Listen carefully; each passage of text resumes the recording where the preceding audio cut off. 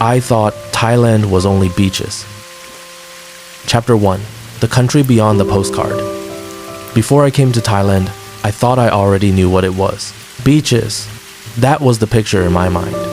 White sand, blue water, palm trees leaning over the sea, long-tail boats floating like wooden dreams beneath a golden sky, coconut shakes, fire shows, islands with names I could barely pronounce but had seen 1,000 times on travel posters. Thailand, to me, was a holiday. A beautiful one, of course, but still only a holiday. A place where people came to escape real life for 2 weeks, take photographs beside turquoise water, eat something spicy, buy loose cotton shirts, and return home with sunburned shoulders and stories about paradise. That was what I believed. Until one rainy evening in northern Thailand, far away from the sea, I stood beside a quiet rice field and realized I had mistaken the cover of the book for the entire story. My name is Thomas Reed. I am a travel photographer from England. And the first time I saw Thailand without the ocean, I felt as if the country had quietly turned toward me and whispered, "You have only seen my surface." I arrived in Bangkok at the end of May, when the rainy season was just beginning to breathe over the city. The airport doors opened, and warm air wrapped around me like a damp blanket. Outside, taxis waited in long, glowing lines. The sky was gray but soft, and the road shimmered under recent rain. Bangkok did not feel like a beach. It felt alive. Motorcycles slipped between cars. Street vendors pushed carts beneath umbrellas. The scent of grilled chicken, petrol, rainwater, jasmine garlands, and hot concrete mixed together in the evening air. I sat in the back of a taxi, watching the city pass by. There were temples with golden roofs glowing between apartment blocks. There were towers of glass rising above old wooden houses. There were monks in saffron robes walking calmly beside office workers holding iced coffee. Everything seemed layered. Nothing was simple. At a red light, my driver looked at me through the mirror. "First time in Thailand?" "Yes," I said. "I'm going to the islands later." He smiled, as if he had heard this sentence many times. "Many people come for beach." I laughed softly. "Yes, Thailand is famous for beaches." He nodded. "Beach is beautiful. But Thailand is not only sea." Something in his voice was gentle, not corrective. He did not sound offended. He sounded patient, like someone who knew a secret and was waiting for me to discover it by myself. "What else should I see?" I asked. He thought for a moment. "Go north," he said. "Go to rice fields. Go to small villages. Listen at night." "Listen?" He smiled again. "Yes, Thailand is different when you listen." At the time, I did not understand. I thought he was simply being poetic. The next morning, instead of flying straight to Phuket as planned, I changed my ticket. I booked a train north, not because I had suddenly become wise, not because I understood anything, but because something about that sentence stayed with me. Thailand is different when you listen. The train left Bangkok in the late afternoon. At first, the city followed us. Concrete buildings, billboards, small shops, wires crossing the sky like black threads. Then slowly, almost without announcing itself, Bangkok loosened its grip.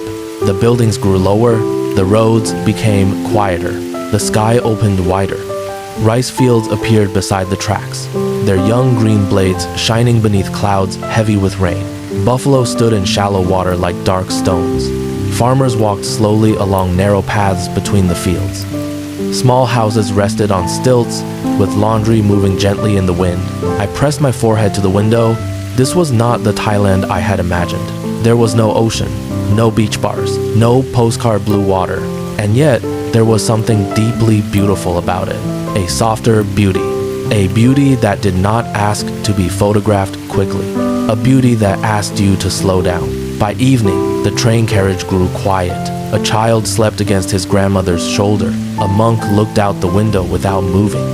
Somewhere behind me, someone opened a packet of sticky rice, and the warm scent filled the air.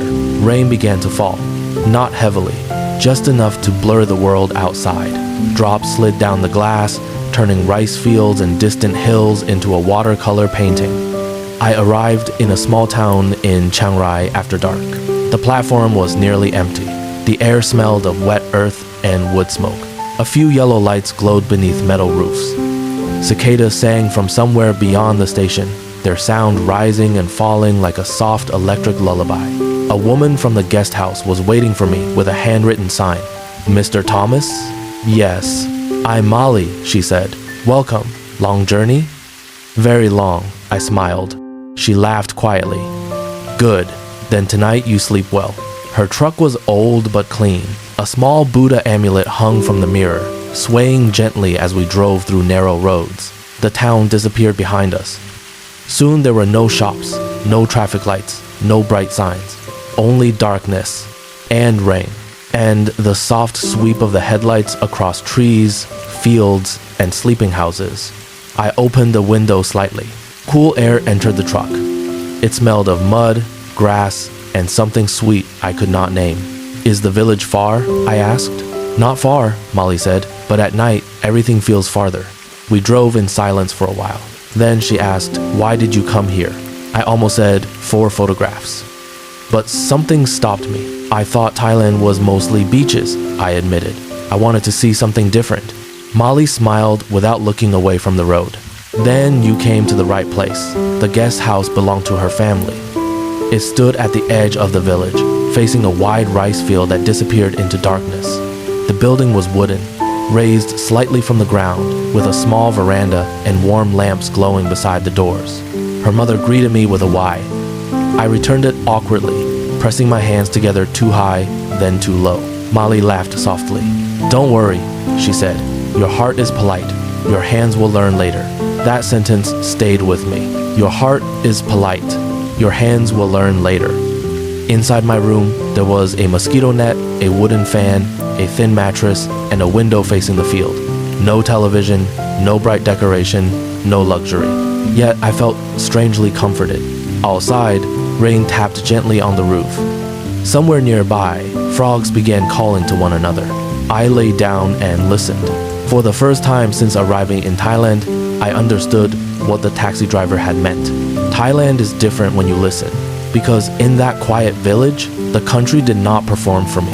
It did not try to impress me. It simply breathed. The next morning, I woke before sunrise. The air was cool.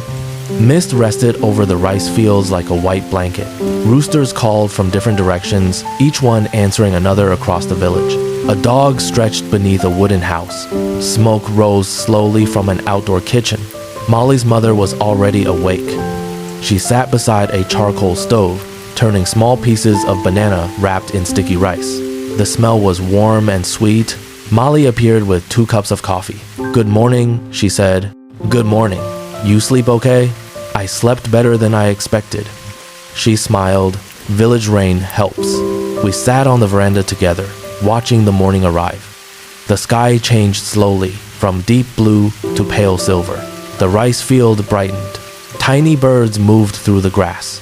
Somewhere in the distance, a temple bell rang once. Not loud, just enough to touch the morning. I took out my camera. Molly noticed. "You take photos?" "Yes, I'm a photographer." "Then today, I show you something." "What?"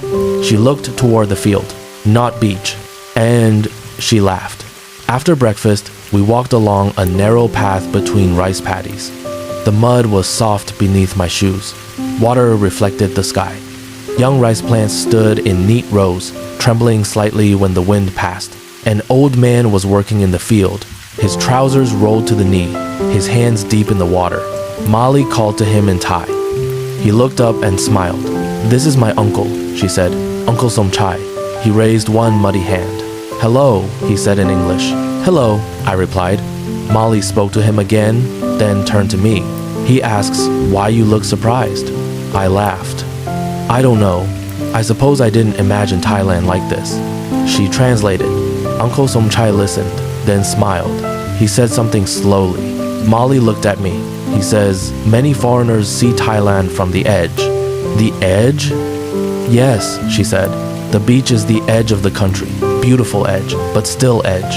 I looked across the fields. The sentence settled quietly inside me. The beach is the edge. I had traveled all this way thinking I understood Thailand because I had seen its coastline in photographs. But here, standing barefoot in mud beside a rice field, I realized I had been looking only at the border of a much larger life. Uncle Somchai bent down and pulled a small rice plant gently from the water. He held it out to me. The roots were thin and delicate, covered in mud. This, Molly said, is not just food. I looked at her. What is it? She smiled. Memory, family, work, rain, patience. Uncle Somchai nodded, as if he understood every word. Then he pointed to the field, to the village, to the hills beyond.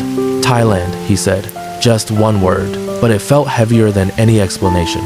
That afternoon, Molly took me to the village temple. It was not famous. No tour buses stopped there. No one sold tickets. The temple walls were pale gold, slightly faded by sun and rain. A large Bodhi tree stood beside the main hall, its leaves moving softly in the wind. Orange robes hung on a line behind the monks' quarters. A dog slept at the bottom of the steps. Inside, the air was cool and still. The smell of incense floated gently through the room. A few villagers sat quietly before the Buddha image, not asking loudly for anything, not performing for anyone, simply being present. Molly lowered her voice. Many people think temples are only for tourists, she said. But for us, temple is also community. She pointed outside. Children come here after school, old people come to talk. During festivals, everyone helps. Temple is not only a building. I watched an elderly woman arrange flowers in a vase. Her movements were slow and careful. No one instructed her. No one praised her. She simply did it because it belonged to the rhythm of the place. Outside, the rain began again. It fell softly through the leaves of the Bodhi tree. Molly and I stood beneath the temple roof, waiting. Across the courtyard, a young monk swept water away from the steps with a long broom. The sound was gentle. Sweep, rain, sweep, rain. For a while, we said nothing. Then I asked, do people here ever get tired of this quiet life? Molly looked at me. Quiet does not mean empty. I felt embarrassed immediately. She did not say it sharply, but the truth of it landed softly. Quiet does not mean empty. In my mind, I had connected excitement with movement, beauty with spectacle, and meaning with things that could be seen quickly. But the village seemed to work differently. Meaning was not shouted. It was folded into daily gestures. A bowl of rice placed on a table, a Y offered to an elder, a temple floor swept after rain, a field tended before sunrise, a cup of coffee shared without hurry. That evening, Molly's family invited me to dinner. We sat on woven mats on the floor. The dishes were simple but full of fragrance. Steamed rice, omelet with herbs, grilled fish, chili paste, fresh vegetables, and a bowl of clear soup with pumpkin. Molly's mother kept placing food on my plate. I tried to refuse politely. No, I'm full. Molly laughed. In Thailand, full means almost full. Her mother smiled as if this were a universal truth. Uncle Somchai joined us later, carrying a small basket of mangosteen. He sat beside me and pointed to the rice. Good? Very good, I said. He nodded. Rice from field. Molly translated more fully. He says when you eat rice here, you eat the rain from last month, the sun from last week, and the work from this morning. I looked down at my plate. The rice was soft and warm. Suddenly, it no longer felt like a side dish. It felt like a story. After dinner, we sat outside. The rain had stopped. The sky was clear now, deep and wide, filled with stars I had never noticed from hotel balconies or crowded beaches. The rice fields shone faintly in the moonlight. Fireflies blinked near the edge of the water. Molly's mother hummed while washing dishes. A gecko clicked from the wall. Somewhere far away, a motorbike passed, then disappeared into silence. Uncle Somchai pointed at my camera. You take many photos today? Yes, I said, but not enough. He laughed. Why not enough? I looked across the field, because some things don't fit inside a photograph. Molly translated. The old man listened, then nodded slowly. Good, he said. I smiled. It was the first time he had said that to me. Later, when everyone had gone inside, I stayed on the veranda alone. The night was warm, but gentle. The village had become quiet, but not silent. There were layers of sound everywhere. Frogs, insects, leaves, distant water, the soft creak of wood beneath the house. The world felt awake in a calm way. I thought about the beaches I had dreamed of before coming here. They were still beautiful. I knew that Thailand's islands were not false. The sea was part of the country's magic. But now I understood something I had not known before. A beach can show you Thailand's beauty, but a village can show you its breath. And I had come here chasing blue water, only to find that the deepest part of Thailand might be green. Green rice, green hills, green banana leaves shining after rain. Green fields where families measured time not by schedules, but by seasons. Before sleeping, I wrote one sentence in my notebook. I thought Thailand was only beaches, but tonight I heard the country breathing in a rice field. Then I closed the notebook. The rain returned after midnight, softly, patiently, as if the sky were telling a story too old to hurry. And while the village slept around me, I realized my journey had only begun. Tomorrow, Molly said she would take me higher into the hills, to a place where the morning clouds moved below the houses, to a place where tea leaves grew on mountain slopes, to a place where Thailand would reveal another face I had never imagined. And as I drifted towards sleep, with rain touching the roof and frogs singing in the dark, I felt one quiet truth settle inside me. Thailand was not smaller than I had imagined. It was far, far larger, and I had only opened the first door. Chapter 2: The Village Above the Clouds. That night, the rain continued long after I fell asleep. It tapped softly against the wooden roof, not loudly, not urgently, just enough to remind me that somewhere beyond the darkness, clouds were drifting across the mountains. I woke before dawn. For a moment, I did not remember where I was. Then I heard the frogs, the distant rooster, the rustling leaves outside the window, and slowly, the memory returned.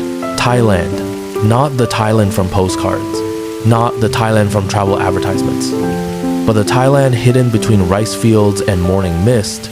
The room was still dim when I stepped onto the veranda. The world seemed suspended between night and day. A thin veil of fog floated above the rice fields. The horizon glowed faintly silver. Everything felt peaceful, almost dreamlike. Molly was already awake. Of course she was.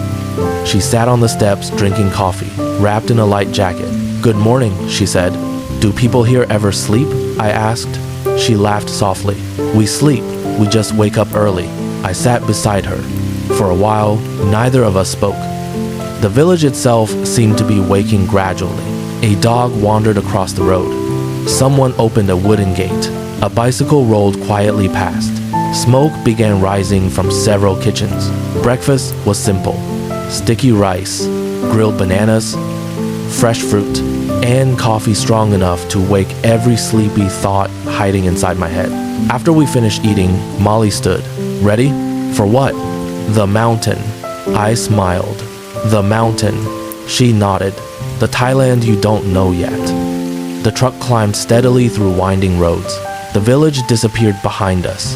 Rice fields gave way to forests. The forests gave way to hills. And the hills slowly became mountains. The air grew cooler with every kilometer. I lowered the window. Fresh wind rushed inside. It carried the scent of wet earth, pine trees, and distant rain. Clouds drifted across the slopes like white rivers. Sometimes they swallowed entire hillsides. Sometimes they opened suddenly, revealing valleys stretching far into the distance. I took photographs constantly, yet every image felt incomplete. Some places resist being captured. This was one of them. Molly seemed amused by my endless photography. "You know," she said, "sometimes tourists come here and spend the whole trip looking through their camera." I lowered mine immediately. She laughed. I wasn't criticizing. "Good. But sometimes it's okay to look with your eyes too." I nodded. She was right. Again, the further we climbed, the quieter everything became. Traffic vanished. Billboards disappeared. Even mobile phone signals faded. Soon, the only sounds were the engine, the wind, and birds hidden somewhere among the trees. Then, after another hour, Molly slowed the truck. "We're here." I looked outside.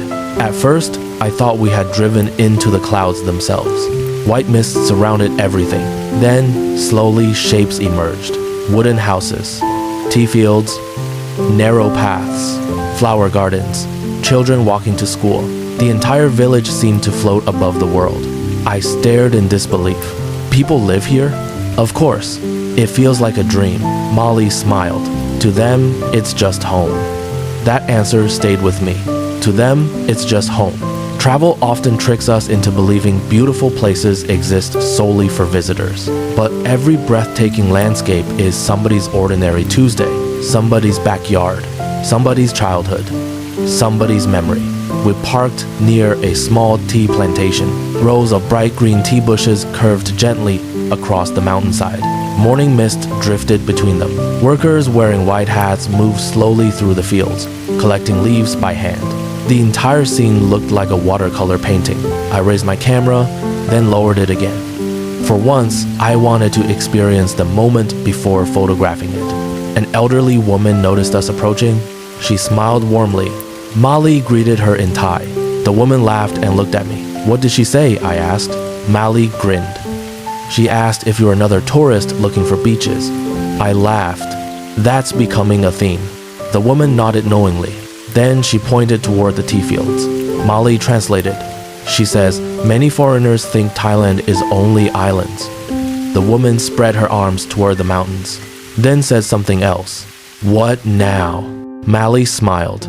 She says mountains don't care what tourists think. The old woman laughed. So did we. We spent the morning walking through the plantation. The tea bushes reached just above my waist. Their leaves glistened with droplets left behind by the fog. The workers moved quietly. Not because anyone requires silence, but because the mountain itself seemed to encourage it. At one point, I asked Molly about the village. How old is this place? Many generations. Do young people stay here? Some do, some leave, some return. She paused. Just like everywhere. That answer surprised me. Until now, I had unconsciously viewed rural Thailand as something separate from modern life, a preserved world untouched by change. But of course, that wasn't true. People here had dreams, choices, responsibilities, internet connections, families, careers. The same human questions existed here as everywhere else. The scenery was different. Human nature was not. As we walked, we passed a small school. Children in uniforms were arriving for class. Several waved enthusiastically. One boy shouted in English, "Hello, hello," I replied. He seemed delighted by the success of the interaction. His friends laughed. Then all of them disappeared inside. The sound of their voices echoed briefly across the valley. Then silence returned. Not emptiness, just calm, the kind of calm that allows small sounds to matter. Around midday, we stopped at a family-owned tea house overlooking the valley. The building was simple, wooden tables, large windows, a small kitchen in the back. Nothing designed for social media, nothing designed for luxury. Yet the view was extraordinary. Clouds drifted below us. Entire mountains appeared and disappeared as the fog moved. The owner brought us tea.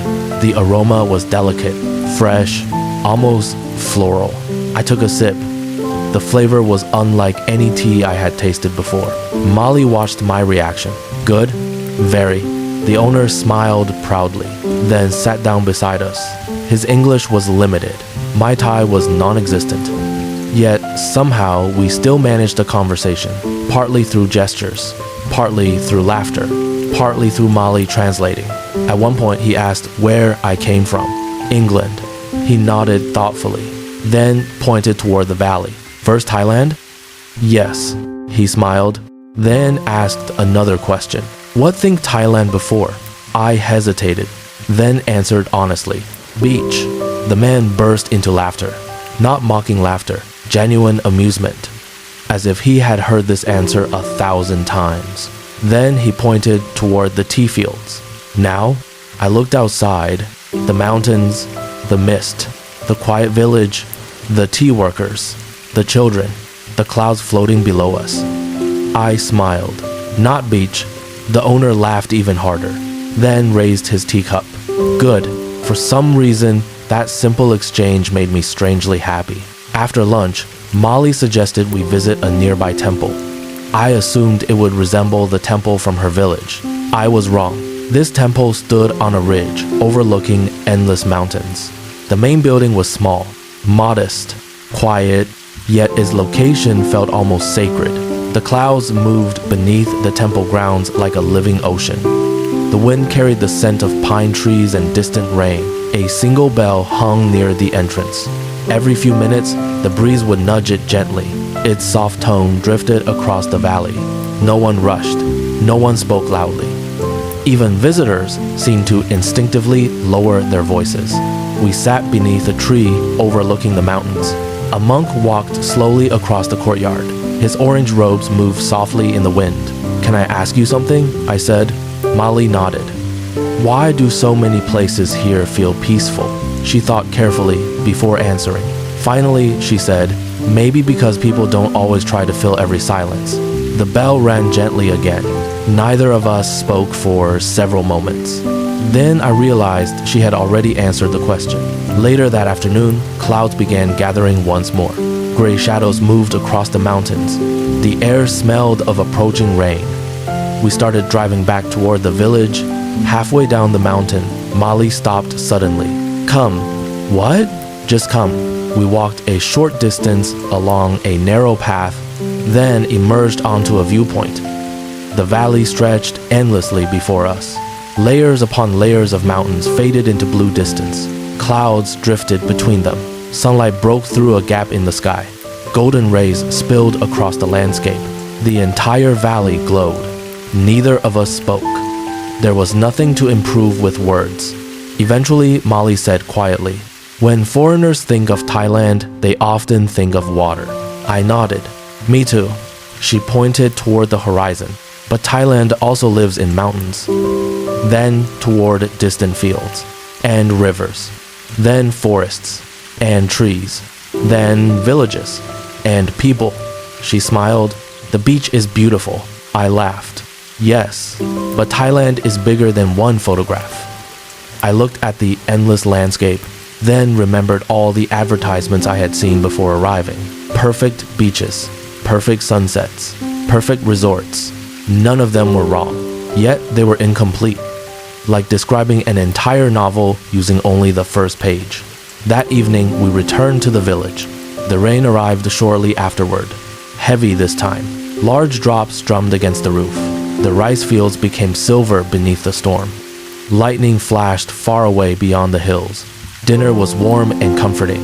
Soup, rice, vegetables, fish, simple food after a long day, exactly what I needed.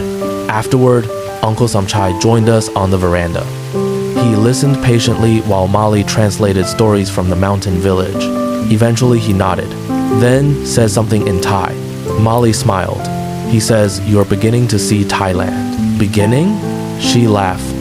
"Only beginning." I looked around. The rice fields, the rain, the wooden house, the warm light from the kitchen, the sounds of frogs beginning their nightly chorus. Everything already felt deeper than I had expected. "How much more is there?" I asked. Molly and Uncle Somchai exchanged glances. Then both laughed. The kind of laughter people make when the answer is impossible.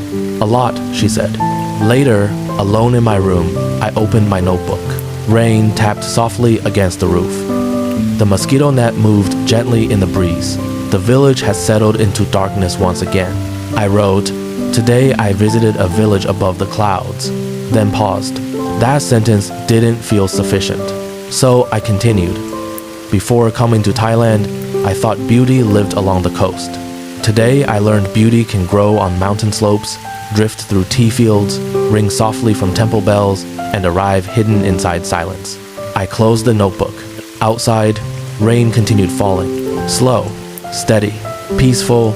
Tomorrow, Molly promised to show me something even older than the villages. Something that had existed long before modern Thailand.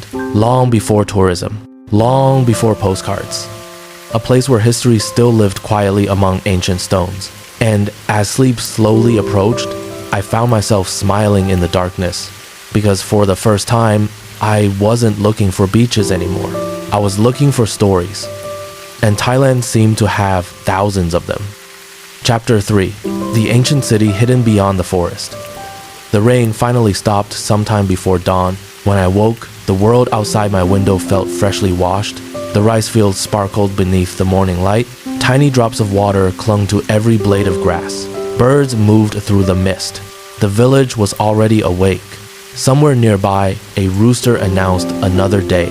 A motorcycle hummed softly along the road, and from the kitchen came the familiar scent of rice steaming over charcoal. I lay still for a moment beneath the mosquito net, listening. The taxi driver from Bangkok returned to my thoughts. Thailand is different when you listen. 3 days earlier, I had assumed he was simply being poetic. Now I understood. Thailand revealed itself slowly, not through loud attractions, not through advertisements, but through small sounds. Temple bells, rain on rooftops, tea leaves rustling in mountain wind, rice fields waking beneath dawn. The country seemed to speak quietly, and the more I listened, the more I heard. After breakfast, Molly appeared carrying 2 bottles of water. Ready? For what? The past. I laughed. The past? She nodded. Today, we visit somewhere older than both of us. That shouldn't be difficult. She grinned. Much older. The drive took nearly 2 hours. We traveled through valleys and small towns, past rice fields glowing under the morning sun, past roadside fruit stalls selling mangoes, pineapples, and bananas, past temples whose golden roofs flashed briefly between trees. Gradually, the roads became narrower, the villages became smaller, the forests became thicker. Eventually, hills rose around us from every direction. Towering trees shaded the road. Vines hung from branches. The air felt cooler beneath the forest canopy. At one point, I rolled down the window. The scent was extraordinary. Wet earth, leaves, wood, rain lingering from the night before. Everything smelled alive. Molly noticed. Forest perfume. I smiled. It smells better than most perfumes. She laughed. Much cheaper too. The deeper we traveled into the forest, the quieter the world became. The road seemed to disappear into green shadows. Birdsong echoed from unseen branches. Insects hummed softly among the trees. Occasionally, we crossed narrow streams flowing beneath small bridges. Each one sparkled beneath patches of sunlight. Then, finally, Molly slowed the truck. We're here. At first, I saw nothing unusual. Just trees, forest, stone. Then my eyes adjusted, and slowly the shapes emerged. Ancient walls, broken staircases, carved stones, weathered statues, ruins, half hidden beneath centuries of jungle growth. I stared through the windshield. What is this place? An old city. How old? Very old. I stepped from the truck. The air felt cool beneath the trees. Leaves rustled gently overhead. Somewhere nearby, a bird called once and fell silent. The entire place felt different. Not sad, not abandoned, just quiet, as if history itself had decided to rest here. A narrow path wound through the ruins. Roots wrapped themselves around ancient stones, moss-covered carved walls. Small flowers grew from cracks that had existed for hundreds of years. Nature and history seemed to have reached an agreement. Neither was trying to defeat the other. Instead, they existed together. I walked slowly, almost instinctively. This did not feel like a place for rushing. The first structure we reached was a small temple, or what remained of one. Its roof had long disappeared. Only the stone base and several columns remained. Yet even in ruin, it possessed dignity. I ran my fingers lightly across one of the carved surfaces. The stone felt cool, solid, patient. How many people lived here? I asked. Molly shrugged. Nobody knows exactly. I imagined the city centuries ago. Children running through streets, monks walking between temples, merchants selling food, families gathering for evening meals. The same human lives that existed everywhere, only separated from us by time. It's strange, I said quietly. What? We think history is far away. Molly nodded. But I looked at the stones. It doesn't feel far. She smiled. No, it didn't. The people who built this place were gone. Yet their fingerprints remained everywhere.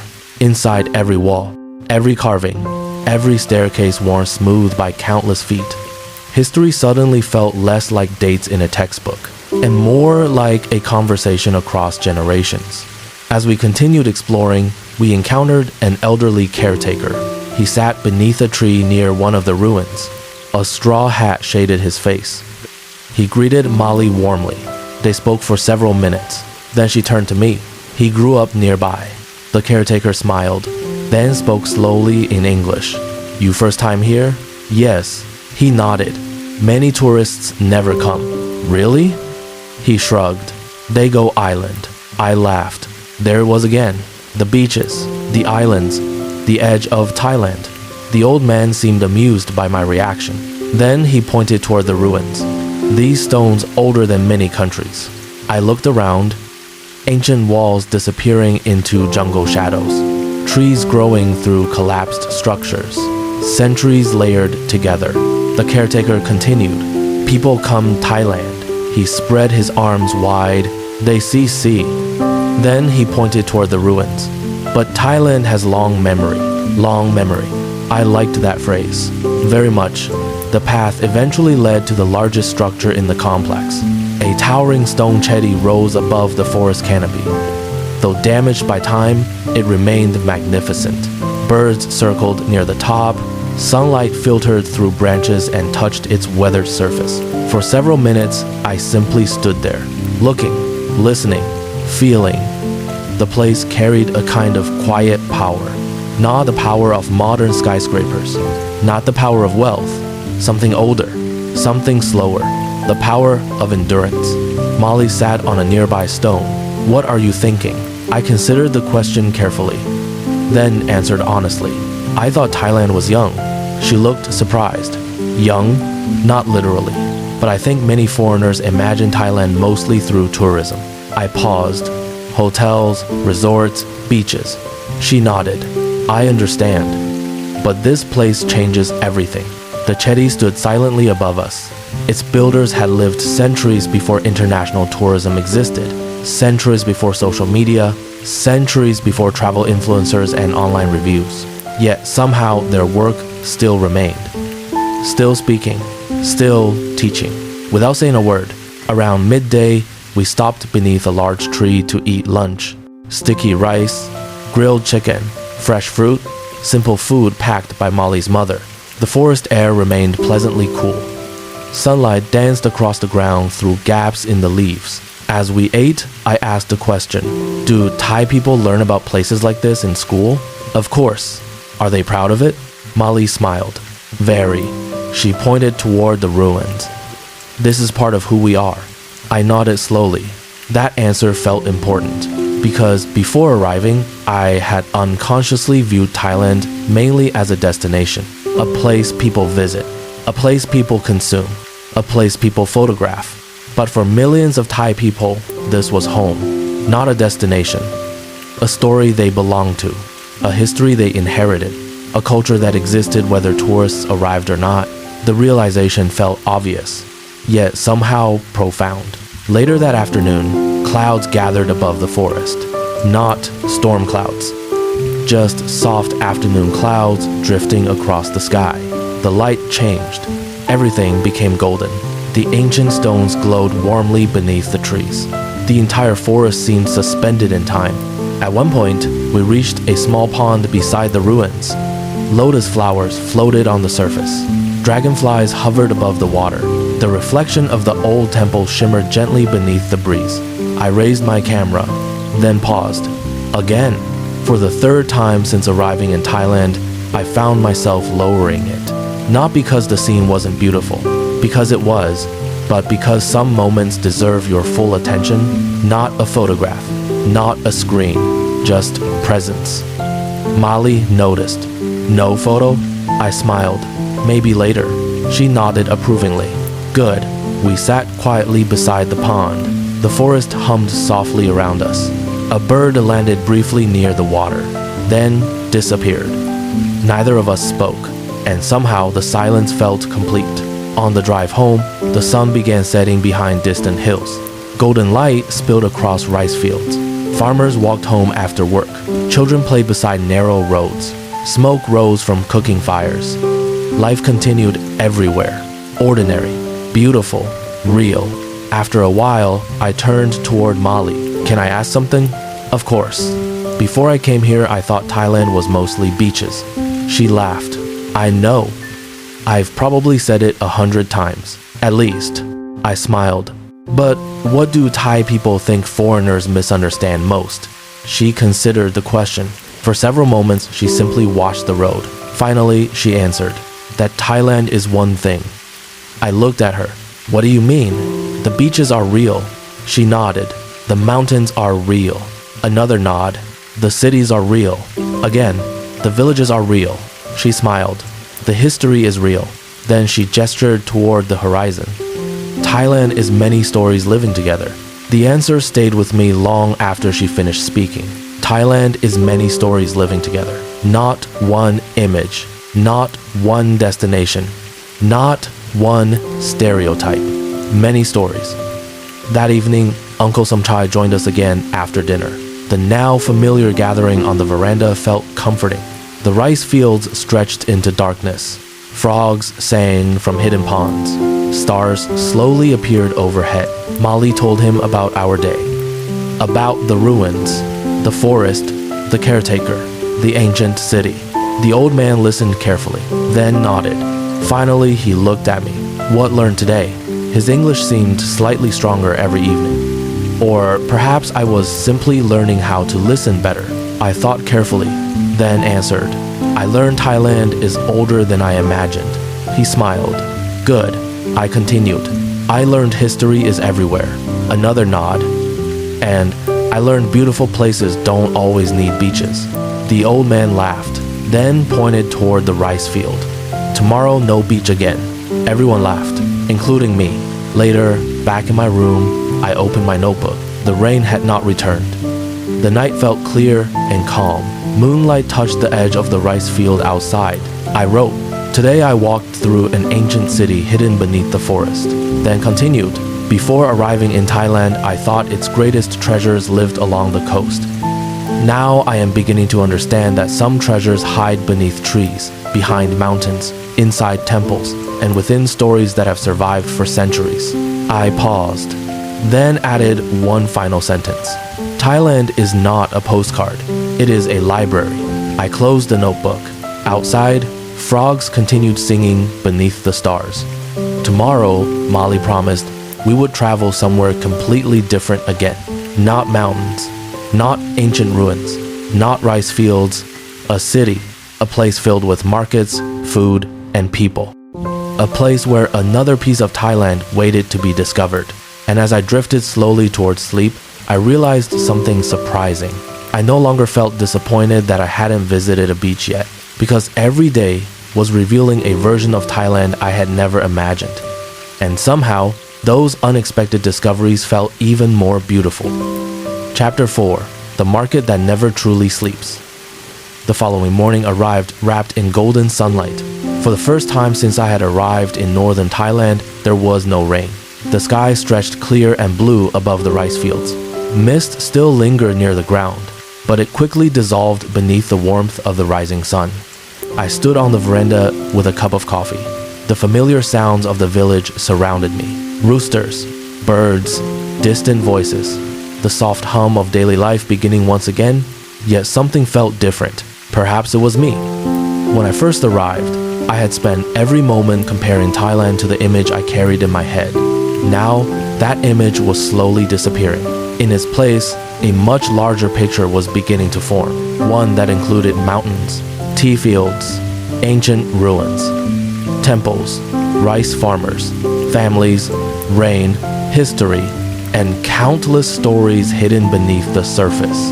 After breakfast, Molly appeared carrying her truck keys. Ready? Where are we going today? A city. I smiled. Back to Bangkok? She shook her head. No. Chiang Rai? She nodded. Today you see another Thailand. I laughed.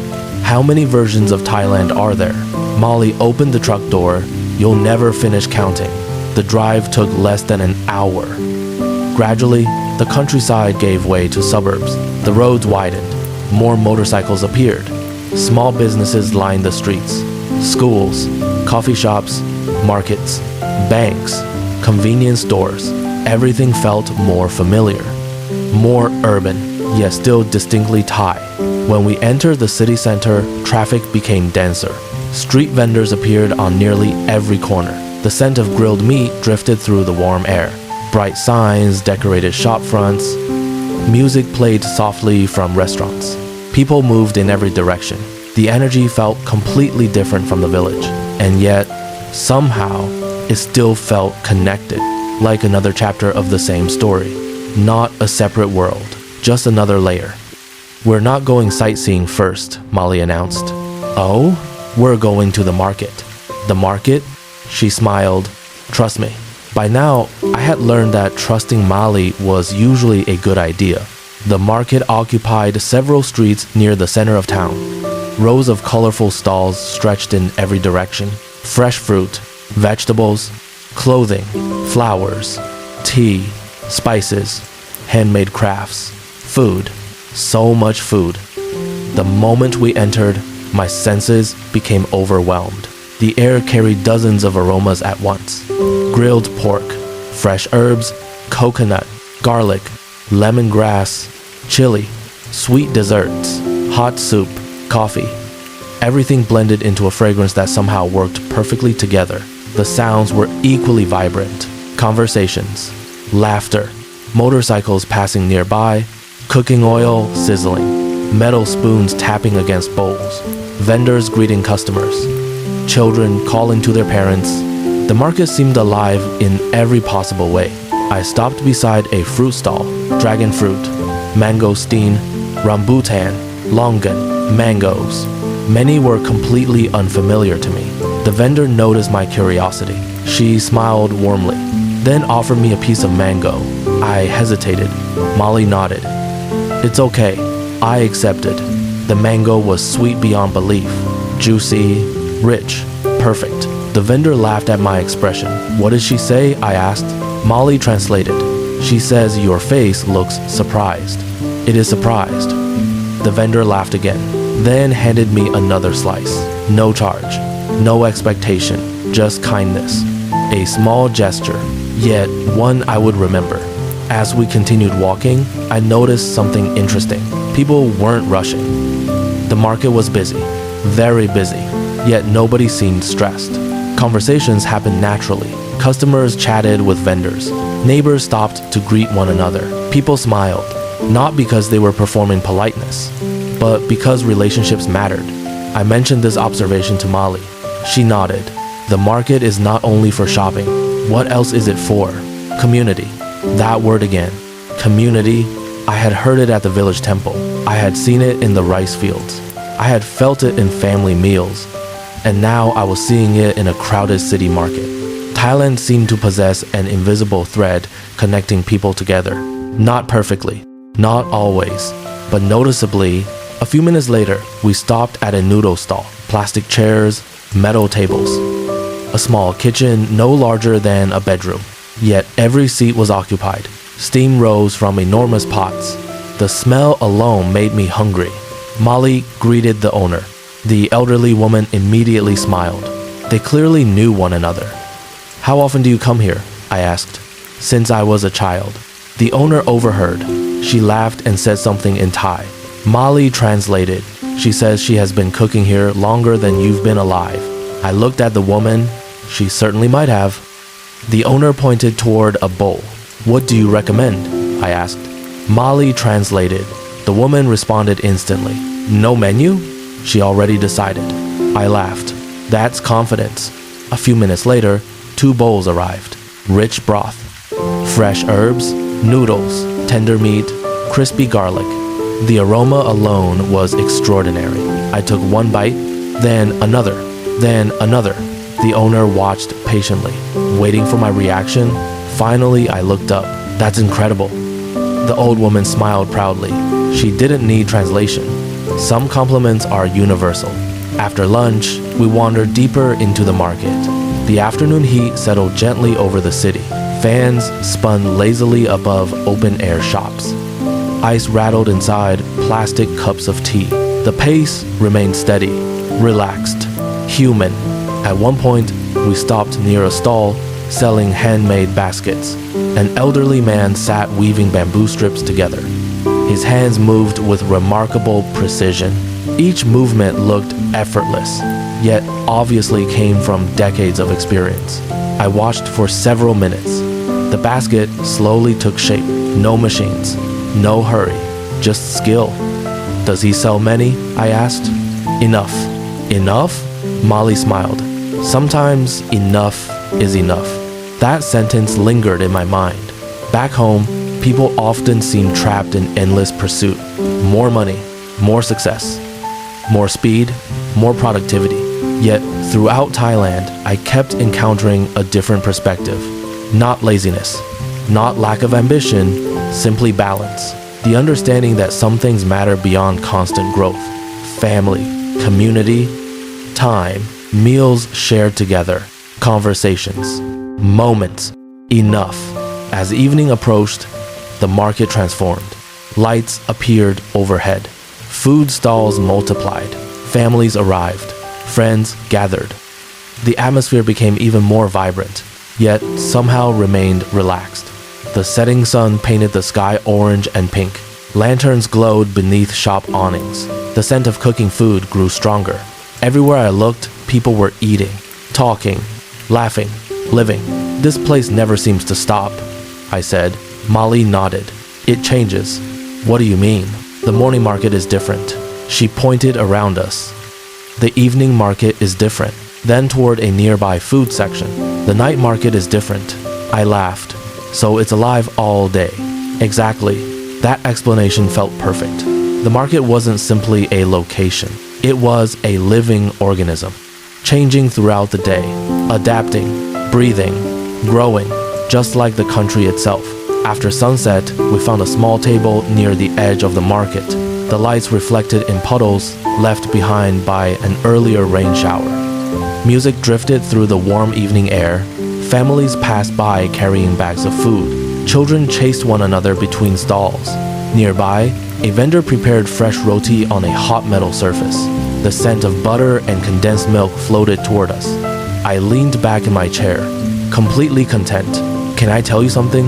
I asked. Of course. I smiled. When I planned this trip, I thought I would spend most of my time on islands. Molly laughed. I know. I thought beaches would be the highlight. She waited. I looked around, the market, the people, the lights, the sounds, the conversations, the food, the life. Then I smiled. I'm not so sure anymore. Molly's grin widened. Good. Good? Very good. She pointed toward the crowd. This is Thailand too. I nodded. No, not too. This wasn't Thailand too. This was Thailand. Just as much as the beaches. Just as much as the mountains. Just as much as the temples. The mistake had never been appreciating the islands. The mistake had been thinking they represented the whole country. Later that evening, we returned to the village. The drive home felt peaceful. The roads were quiet. The stars had emerged overhead. Rice fields shimmered faintly beneath moonlight. The familiar landscape now felt almost like home. When we arrived, Uncle Somchai was sitting outside. As usual, as if he somehow knew exactly when we would return. He looked up from his chair. Market? I laughed. Yes, good food, very good food. He nodded approvingly, then asked his usual question. What learned today? I sat beside him, thought for a moment, then answered. I learned that markets are not only places to buy things. He smiled. I continued. I learned that community exists everywhere. Another smile. And I learned that Thailand is alive in ways I never expected. The old man looked pleased, very pleased. Then he pointed toward the stars. Tomorrow. I followed his gaze. What tomorrow? He smiled. Last lesson. The last lesson. I suddenly realized my time in the village was almost over. The thought made me unexpectedly sad, because somewhere along the journey, this place had stopped feeling like a destination and started feeling like a memory. That night, I opened my notebook one final time before sleep. The village was quiet. Only frogs and insects sang beneath the stars. A gentle breeze moved through the rice fields. I wrote, "Today I visited a market that never truly sleeps."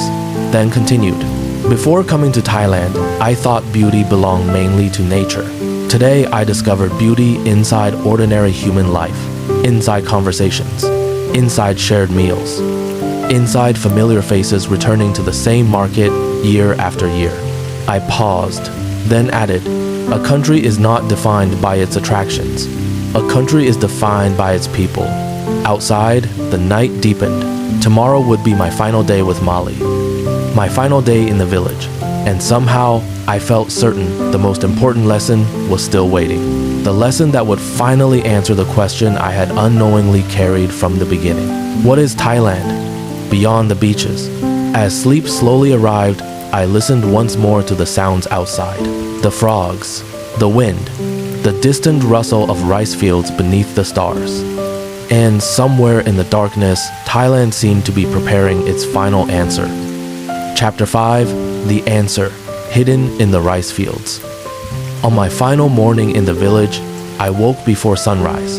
Not because of an alarm, not because of excitement, but because something inside me already knew I would not have many mornings like this left. The room was quiet. The mosquito net hung motionless. Beyond the window, darkness still covered the rice fields. For a few moments, I remained in bed, listening. A distant rooster called, then another. A dog barked somewhere across the village. Leaves rustled gently in the breeze.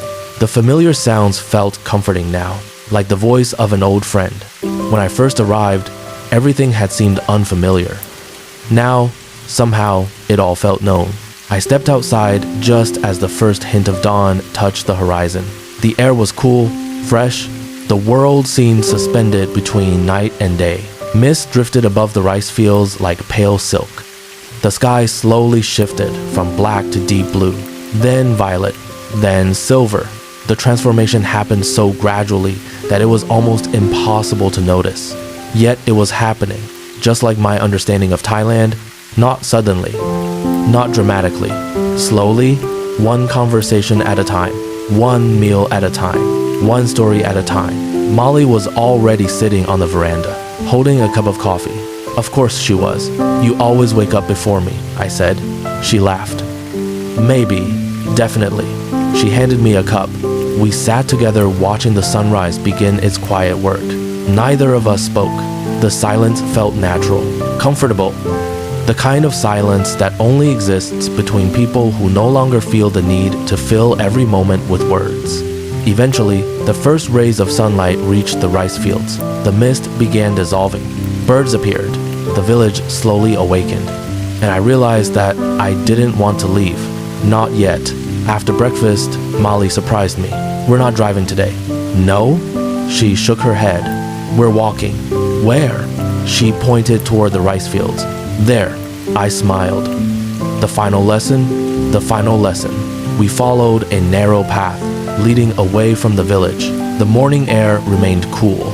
Dew covered the grass. Water reflected the brightening sky. The landscape looked almost identical to my first day. Yet everything felt different, because I was different. At first, I had looked at the fields and seen scenery. Now I saw lives, families, work, traditions, patience, memory, stories. Every field carried all of them. After 20 minutes, we reached a small wooden shelter overlooking the paddies. It was simple. Just a roof supported by 4 posts. A place for resting, nothing more. We sat together facing the fields. The mountains stood quietly in the distance. Clouds drifted slowly above them. The world felt calm, perfectly calm. Molly looked at me. So, what do you think Thailand is now? The question settled between us. For several moments, I didn't answer. Not because I didn't know, because I wanted to answer honestly. Finally, I looked across the fields, then toward the village, then toward the distant hills, and slowly I began speaking. When I arrived, I thought Thailand was a destination. Molly nodded. I continued. A beautiful destination. Another nod, but still a destination. The breeze moved softly through the rice plants. Their green blades rippled like waves. I smiled. Now I think Thailand is something else. What? I searched for the right words. Something I had been trying to understand since the beginning. Something that had been revealing itself piece by piece. Finally, I found it. It's a way of seeing. Molly tilted her head. A way of seeing? Yes. She waited. So I continued. I've met people here who value community more than convenience. I pointed toward the village. I've seen patience in the rice fields, toward the mountains, peace in the temples, toward the horizon, respect for history.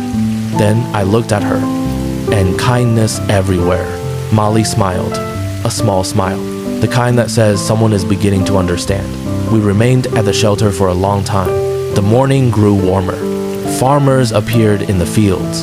Birds moved between rows of rice. Clouds drifted lazily across the sky. Nothing dramatic happened. Nothing extraordinary. And somehow that felt important. Because one of the greatest lessons Thailand had taught me was that beauty doesn't always arrive through spectacular moments. Sometimes beauty arrives quietly, through ordinary life, through repetition, through routine, through things that happen every day. A farmer planting rice, a grandmother preparing breakfast, a monk sweeping temple steps, a market vendor greeting familiar customers. These moments rarely appear on travel brochures, yet they are the heart of a country, the heart that visitors often miss. I thought about all the places I had seen during the past week, the mountain village above the clouds, the ancient city hidden in the forest, the bustling market, the temples, the tea plantations, the rice fields. None of them matched the image I had carried before arriving. And that was exactly why they mattered, because they revealed something deeper, something real. Around midday, Uncle Somchai appeared, walking slowly along the path. Carrying a small basket, I smiled. How did he know we were here? Molly laughed. He always knows. The old man joined us beneath the shelter. Inside the basket were fresh mangoes. Naturally, because every wise elder in Thailand apparently possessed unlimited access to fruit, he handed one to me, then sat down. For several minutes, we simply ate mangoes and watched the fields. The old man seemed perfectly content. No rush, no agenda, just presence. Eventually, he looked toward me, then asked, "What learn in Thailand?" Not what did you see, not where did you go. What learn? I thought carefully. Then answered, I learned that Thailand is much bigger than I imagined. He nodded. I continued. I learned that beaches are only one part of the story. Another nod. I learned that kindness can exist without expectations. His smile widened. I learned that community matters. A bigger smile. I learned that history matters. The smile remained, and I learned that sometimes the most beautiful places are the ones nobody told you about. The old man laughed softly, then looked toward the rice fields. For a while, none of us spoke. Finally, he said one sentence. Just one. Now you see. Nothing more. No speech, no explanation. Just 3 words. Now you see. And somehow they felt like the perfect ending. That afternoon, I packed my belongings. The process took surprisingly little time. Clothes, camera, notebook, a few souvenirs. Nothing unusual. Yet every object seemed heavier than before. Not physically, emotionally. Because now each item carried memories. The notebook especially. Its pages were filled with observations, conversations, thoughts, lessons, tiny moments that had quietly changed me. Before leaving, I sat on the veranda one final time. The same place where I had drunk coffee every morning.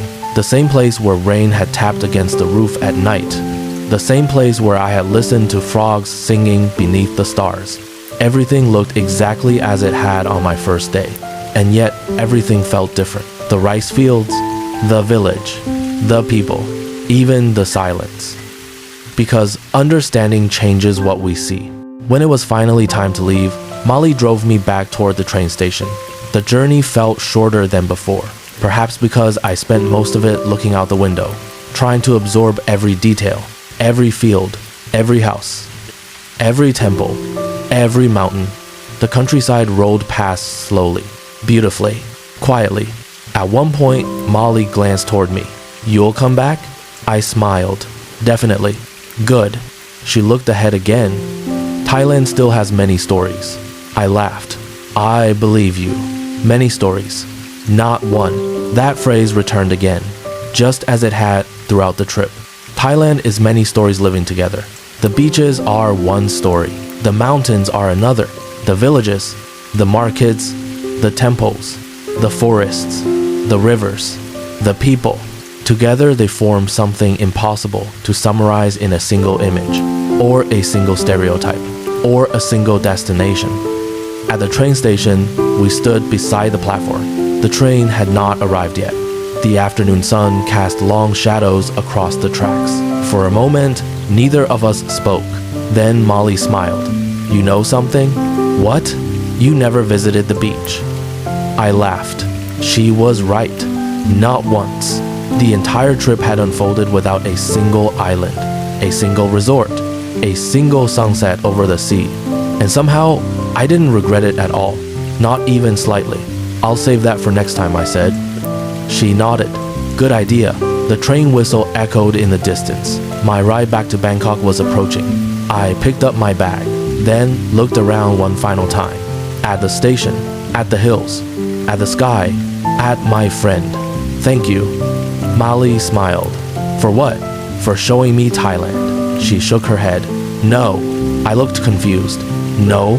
She pointed toward the countryside beyond the station, then toward the people waiting nearby, then toward the distant mountains. I only showed you a few pages. The train began pulling into the station, metal wheels squealing softly, doors opening, passengers moving, life continuing, as it always does. I smiled. She was right. Thailand was not a single story. It was a library, and I had only read the beginning. That evening, as the train carried me southward, I opened my notebook one final time. The countryside moved past beyond the window.